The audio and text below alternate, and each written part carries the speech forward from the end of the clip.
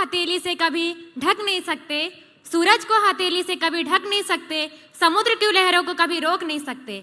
ए आसमां तेरी ऊंचाई का पता है हमें, ए आसमां तेरी ऊंचाई का पता है हमें, पर मेरे भीम की ऊंचाई को कभी नाप नहीं सकते। Why we are able to see doctor B R Ambedkar to only 2 frames। हम डॉक्टर भीमराव अम्बेडकर को सबके सब जो आजादी के नायक हैं, वो सबके सब जो आजादी के वाहक हैं, वो सबके सब जो अखिल भारतीय नेता है, सूरज को हथेली से कभी ढक नहीं सकते, सूरज को हथेली से कभी ढक नहीं सकते, समुद्र की लहरों को कभी रोक नहीं सकते। ए आसमां तेरी ऊंचाई का पता है हमें, ए आसमां तेरी ऊंचाई का पता है हमें, पर मेरे भीम की ऊंचाई को कभी नाप नहीं सकते। इसी के साथ मैं मिलन आज बाबा साहेब जयंती के उपलक्ष्य में आप सबके सामने 2 शब्द रखना चाहती हूँ। सबसे पहले संविधान के स्वर्णकार बाबा साहब डॉक्टर बी आर अम्बेडकर के चरणों में श्रद्धा के फूल अर्पित करती हूँ और आप सभी का आभार व्यक्त करते हुए हार्दिक अभिनंदन करती हूँ।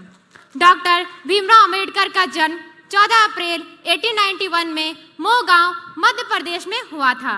उनके पिता का नाम रामजी सकपाल, उनके माताजी का नाम भीमाबाई सकपाल था। बाबा साहब बचपन से ही अनेक कठिनाई का सामना करना पड़ा, जिसमें जाति भेदभाव, छुआछूत प्रमुख थे। जाति भेदभाव के कारण बाबा साहब को असहज महसूस हुई। इन सभी कठिनाई से लड़ने के लिए बाबा साहब विदेश जाकर उच्च शिक्षा प्राप्त किए।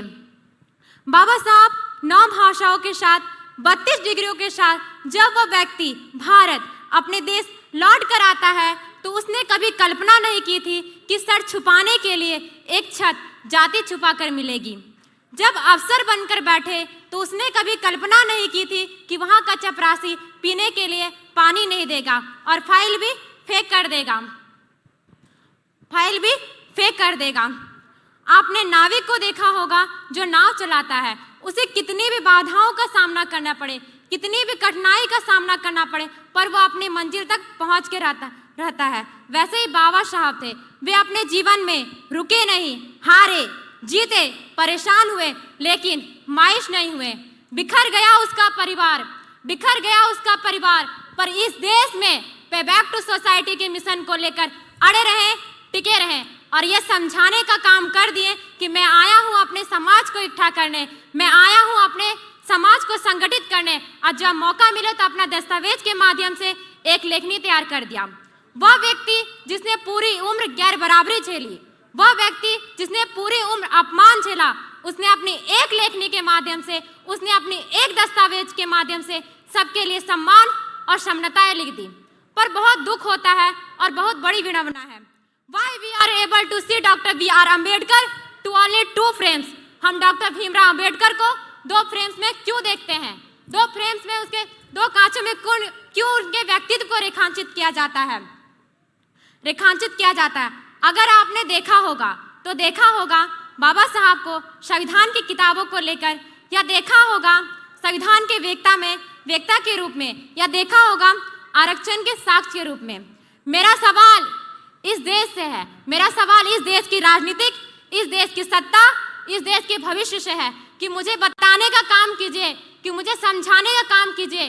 जितने आपने जवाहरलाल नेहरू, लाला लाजपत राय को सुना, जाना, समझा, वो सब के सब जो आजादी के नायक हैं, वो सब के सब जो आजादी के वाहक हैं, वो सब के सब जो अखिल भारतीय नेता है, तो इस बाबा साहब जो इस देश का संविधान को लिखे, वे सिर्फ आरक्षण के जनक कैसे हो गए? वे सिर्फ आरक्षण वाले शख्स कैसे हो गए?